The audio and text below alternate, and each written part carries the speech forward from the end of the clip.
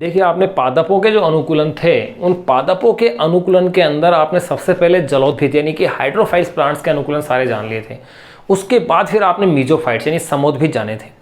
समोद्भिद plants अपने जान लिए। उसके पश्चात अपने जीरोफाइट्स यानी कि मरुद्भिद पादपों के जड़, तना, पत्ती, फल, बीज, इनमें क्या अनुकूलन थे वातावरण के अनुसार, वो अपने जान लिए थे। अब अपन जानेंगे शीतलोद्भिद।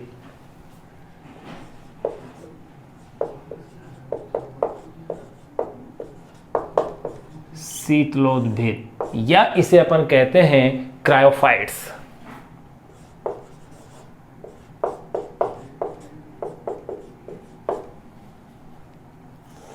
शीतलोद्भिद या इसे अपन कहते हैं क्रायोफाइट्स यानी कि ऐसे पादप जो ठंडे प्रदेशों में उगते हैं। इसे ही अपन साइक्रोफाइट्स भी बोलते हैं, या इसे आप कह सकते हैं साइक्रोफाइट्स यानी कि शीत मरुद्भिद। साइक्रोफाइट्स यानी कि शीत मरुस्थलीय, शीत मरुस्थलीय, ऐसा भी इन्हें कह सकते हैं।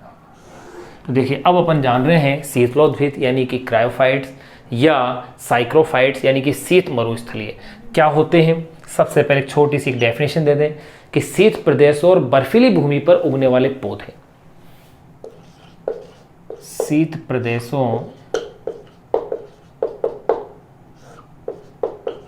एवं बर्फीली, शीत प्रदेशों एवं बर्फीली भूमि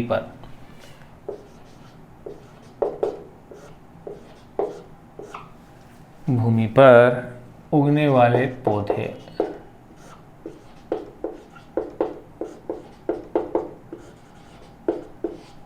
शीत प्रदेशों एवं बर्फीली भूमि पर उगने वाले पौधे। अब देखो, इनकी जो विशेषता है, पहली विशेषता बात करें तो इस आवास के जो वृक्ष होते हैं वो प्राय शंक्वाकार आकृति के होते हैं। शंक्वाकार आकृति, इस तरह से ऊपर से नीचे की ढलान होते हैं। शंक्वाकार आकृति होने से क्या होगा, इनके ऊपर जब बर्फ गिरती है तो इनके बर्फ वहाँ ठहर करके क्या आती है, नीचे आ जाती है। पत्तियां इनकी कटी फटी होती हैं। तो पहली विशेषता अपने कह सकते हैं इस आवास के वृक्ष, शीत आवास के, इस आवास के वृक्ष प्राय शंक्वाकार होते हैं।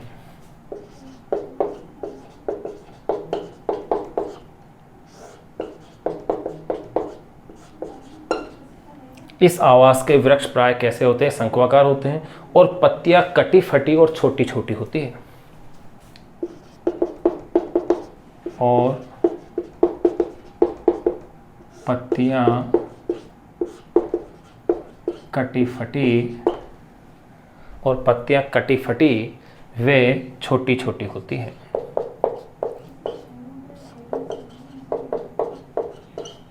वे छोटी छोटी होती हैं। पत्तियां कटी फटी वे छोटी छोटी होती हैं। तो पहली विशेषता कि इनके जो वृक्ष होंगे इस आवास के कैसे होंगे, शंक्वाकार होंगे। पत्तियां कैसी होंगी, कटी फटी होंगी। ध्यान रखिएगा, कटी फटी पत्तियां जलीय पादों की भी थी, लेकिन वो लंबाई में थी, लंबी थी, चौड़ी थी, जबकि यहाँ पत्तियां कैसी होंगी, छोटी छोटी होती हैं। ये इनमें मुख्य अंतर था। इसके अगर एग्जाम्पल्स देखें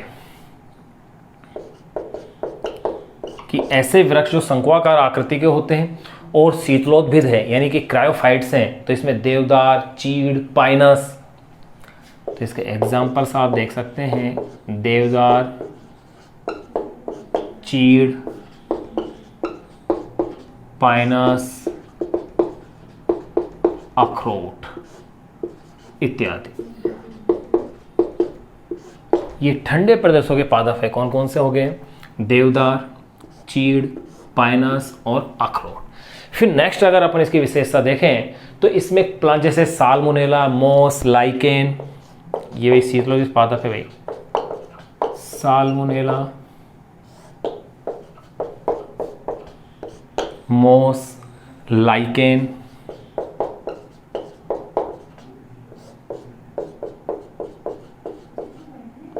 लाइकेन। ध्यान दीजिएगा, लाइकेन होते क्या।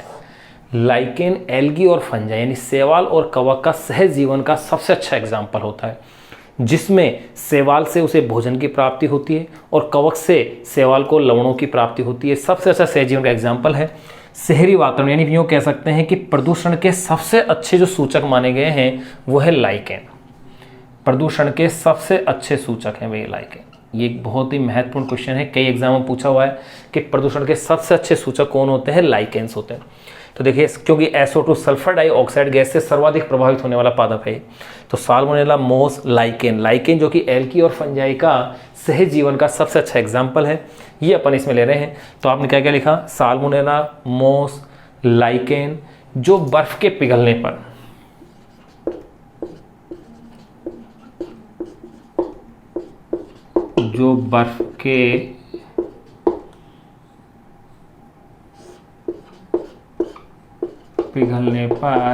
उगते हैं। ध्यान दीजिएगा, साल्मोनेला, मोस, लाइकेन जो बर्फ के पिघलने पर उगते हैं, अल्पकालिक होते हैं। अल्पकालिक होते हैं यानी कि लंबा जीवन इनका नहीं होता है, अल्पकालिक होते हैं। अब साल्मोनेला जो प्लांट्स हैं, यानी ये जो पौधा है, इसकी एक विशेषता है कि एक पुष्पीय पादप है जो बर्फ के नीचे क्या होता है? दबा रहता है। और पुष्पन के समय जो उष्मा उत्पन्न होती है, उस उष्मा से जब बर्फ पिघलती है तो उस बर्फ के पिघलने से पादप का केवल पुष्प ही क्या होता है? बाहर आता है। ये विशेष पॉइंट आप याद रखिएगा भाई, इसके लिए साल्मोनेला के लिए लिख रहे हैं, ये एक विशेष पॉइंट अपन निकले हैं। अपन कह सकते हैं कि साल्मोनेला एक पुष्पीय पादप है।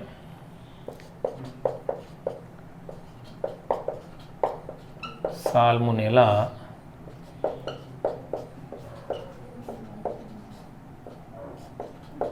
एक पुष्पीय पादप है। साल्मोनेला एक पुष्पीय पादप है और पुष्पीय पादप है जो बर्फ के नीचे क्या होता है? दबा रहता है।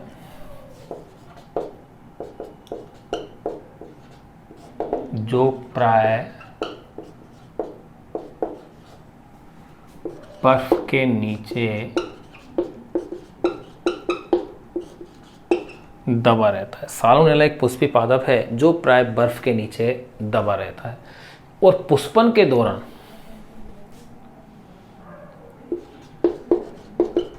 परंतु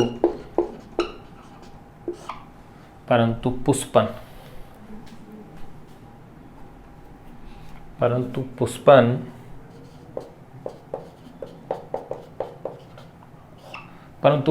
के दौरान उत्पन्न उष्मा से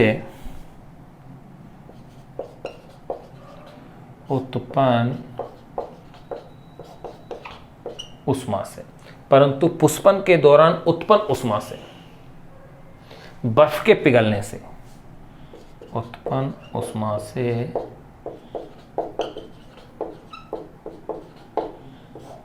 बर्फ के पिघलने से केवल पुष्प ही बाहर आता है।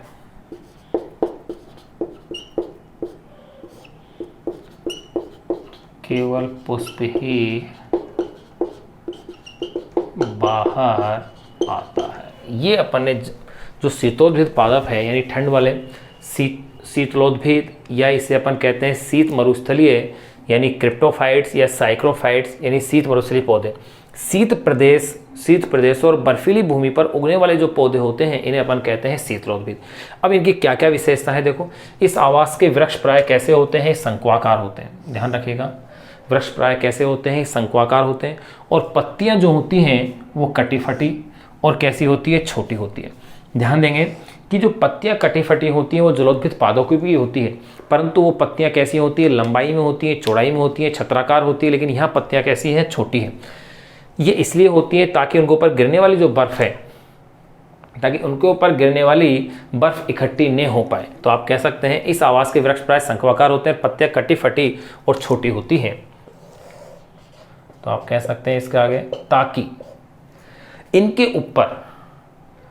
इनके ऊपर गिरने वाली जो बर्फ है वो इनके ऊपर इकट्ठी न हो, और ताकि इन पर गिरने वाली बर्फ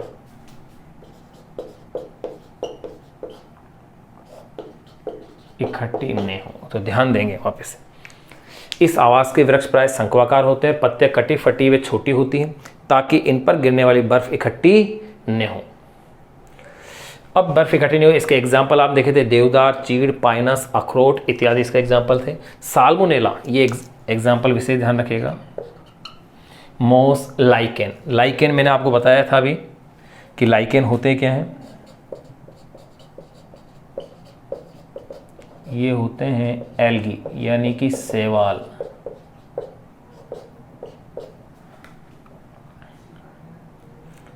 प्लस फंजाई यानी कि कवक का सहजीवन, सिम्बायोसिस का सहजीवन का सबसे अच्छा एग्जाम्पल है लाइकेन्स। और ये भी ध्यान रहे कि ये शैवाल होते क्या हैं, वायु प्रदूषण का सबसे अच्छा सूचक होते हैं।